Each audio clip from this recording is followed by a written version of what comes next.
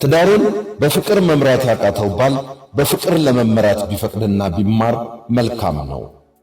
ትዳር ማለት ለትዳር አጋር ስትል በራስ ፍላጎት ላይ ለመሞት መፍቀድ ነው። ለዛም ነው ትዳር ማለት ሞት ነው የሚባለው። ያገባ ሰው ለትዳሩ ሲል በፈቃዱ ይሰደዳል፣ ይንገላታል፣ ይጎሳቆላል፣ ብሎም ይሞታል። ለትዳሩ ሲል ዓለማዊ ፍላጎቱን ትቶ የተሰደደ ሰው የእግዚአብሔር መንግሥትን ይወርሳል።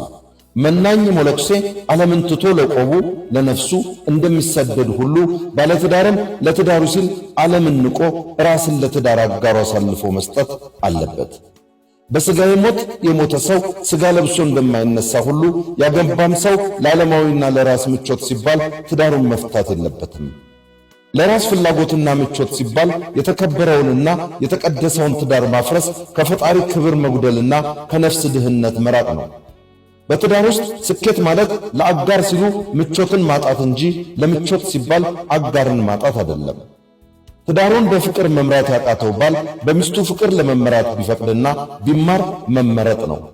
በትሕትና ዝቅ ማለት በፈጣሪ ዘንድ ከፍ ማለት ነው።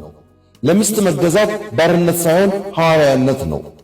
ጋብቻ የሥጋዊ ፍላጎቱን በሙሉ ለትዳር አጋሩ መጠቀሚያ፣ መደሰቻ፣ መገልገያ አድርጎ በመስጠት በሥጋ ሞቶ ለነፍስ ጽድቅ የሚኖርበት መድረክ ነው። ወንድ ንጉሥ ሲሆን ሚስት ግን ዘውድ ነች። ወንድ ራስ ሲሆን ሚስት ደግሞ አካል ነች። የባል ክብር ያለው ከሚስቱ ክብር ውስጥ ነው። የባል ደስታ ያለው በሚስቱ ደስታ ውስጥ ነው። አካል ሲመታ ራስን እንደሚያሞሉ ሚስትን ስትከፋ ባል ደስታ ይርቀዋል፣ ሰላም ያጣል።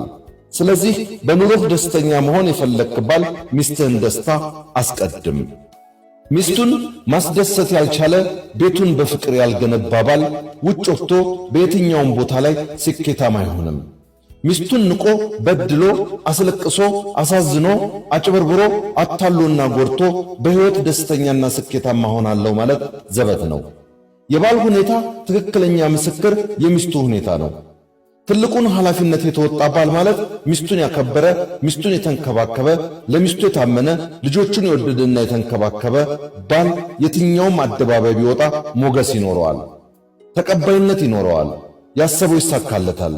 ሚስትም ትዳሯን ማክበርና መውደድ ክብርና ሞገሷ ይጨምራል። ትልቁን ኃላፊነት ግን ባል መውሰድ አለበት። ትዳር ቅዱስ ነው፣ አልጋውም ንጹሕ ነው። መሥራቹና ባለቤቱ ደግሞ ራሱ እግዚአብሔር ነው። ትዳርን ማክበር ማለት የእግዚአብሔር ትእዛዝ ማክበር ማለት ነው። ባል ሆይ እግዚአብሔርን በትእዛዙ ውስጥ ስማው፣ እርሱ በጸሎት ውስጥ ይሰማሃል።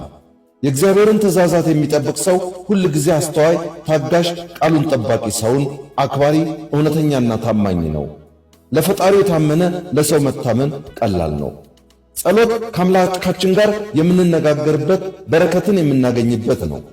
ነገር ግን የጸሎት ምስጢር ያለው የእግዚአብሔርን ትእዛዛት በመጠበቅ ውስጥ ነው። እግዚአብሔር ትእዛዛቱን የሚጠብቀውን ሰው ጸሎት ይሰማል፣ ልመናውንም ይፈጽምለታል። ሚስትህን አሳዝነህ ብትጸልይ ፈጣሪ መቼም አይሰማህም።